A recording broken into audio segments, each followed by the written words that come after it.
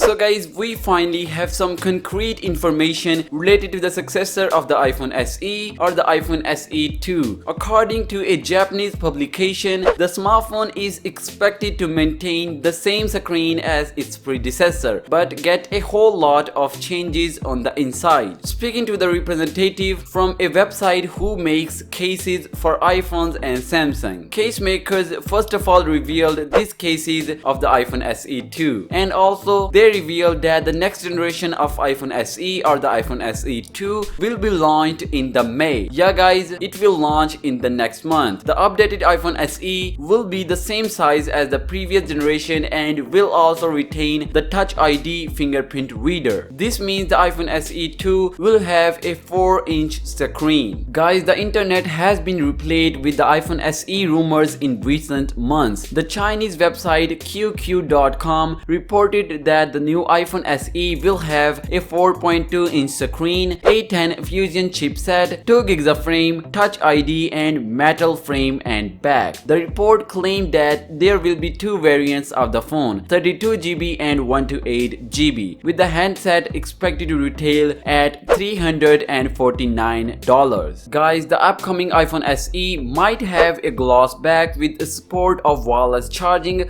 but it's not confirmed yet. The first generation iPhone SE was launched in March 2016. The storage capacities were doubled to 64GB and 128GB in March 2017, but we haven't seen a successor since then. The phone's starting price was also cut down to $349 last year. If you'd like to know more about the iPhone SE 2, make sure to hit the subscribe button. I will cover each and everything about this upcoming beast. So that's it for the video. If you like this video, give this video a huge thumbs up, subscribe the channel for daily tech videos and camera comparisons. Having said that, thanks a lot for watching. I'll catch you in the next one. Peace out.